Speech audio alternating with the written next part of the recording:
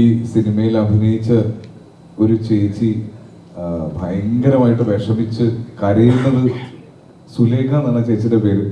ചേച്ചി കരയുന്നത് കണ്ടിട്ട് ഞാൻ ഓർത്തു സിനിമ കണ്ട് അതിന്റെ ഇമോഷനിൽ കരയുന്നതാണെന്ന് ഓർത്തു. അടുത്ത് ചെന്നപ്പോഴാണ് ചേച്ചി പറഞ്ഞത്, ഇത്തരത്തിലൊരു സിനിമയിൽ എനിക്ക് അത്തരത്തിലൊരു തെറ്റ് പറ്റാൻ പാടില്ലായിരുന്നു എന്ന് പറയുന്നത് എനിക്ക് ഭയങ്കര ഒരു സങ്കടമുള്ള കാര്യമാണ്. കാരണം ഈ സിനിമയുടെ കഥ പറയുന്നത് അത്തരത്തിൽ ഒരുപാട് സിനിമയിൽ ആഗ്രഹിക്കുന്ന ആൾക്കാരുടെ കഥയായിരുന്നു.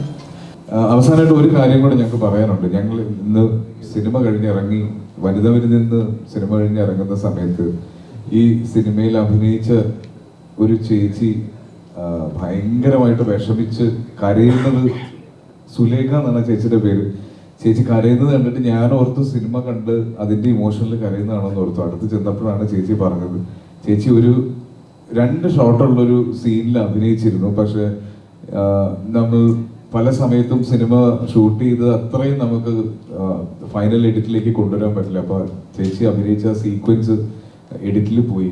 അപ്പൊ ചേച്ചിയുടെ കൂടെ കുറേ പേര്, ചേച്ചിയുടെ കുടുംബക്കാരും സുഹൃത്തുക്കളും ഒക്കെ സിനിമയ്ക്ക് വന്നിരുന്നു. പക്ഷെ ചേച്ചി സിനിമയിലില്ല എന്നുള്ളത് സിനിമ കണ്ടിരിക്കുമ്പോഴാണ് അവർ മനസ്സിലാക്കിയത്. അത് ഭയങ്കര വിഷമം ഉണ്ടാക്കി. അവർ ഒത്തിരി വിഷമിച്ച് കരയുന്നത് കണ്ടു. അപ്പൊ ചേച്ചി ഇന്ന് ആക്ച്വലി ഒന്ന് പ്രസ് മീറ്റിൽ കൊണ്ടുവന്ന് അങ്ങനെയെങ്കിലും ഒന്ന് സന്തോഷിപ്പിക്കണം എന്നുണ്ടായിരുന്നു. പക്ഷെ അവർക്ക് എത്തിച്ചേരാൻ കഴിഞ്ഞില്ല. അപ്പൊ സുലേഖ എന്നാണ് അവരുടെ പേര്. എന്റെ ഭാഗത്ത് പറ്റിയ ചെറിയ മിസ്റ്റേക്ക് ആണ്. ഞാൻ അത് അവരോട് പറയണമായിരുന്നു. അത് അപ്പൊ ഇനി ഞങ്ങളെ കൊണ്ട് ചെയ്യാൻ പറ്റുന്ന ഒരു കാര്യം, വരും ദിവസങ്ങളിൽ എഡിറ്റ് ചെയ്ത സീൻ സോഷ്യൽ മീഡിയയിൽ സിനിമയുടെ പ്രൊമോഷന്റെ ഭാഗമായിട്ട് റിലീസ് ചെയ്യാൻ ജോഫിൻ തീരുമാനിച്ചിട്ടുണ്ട്.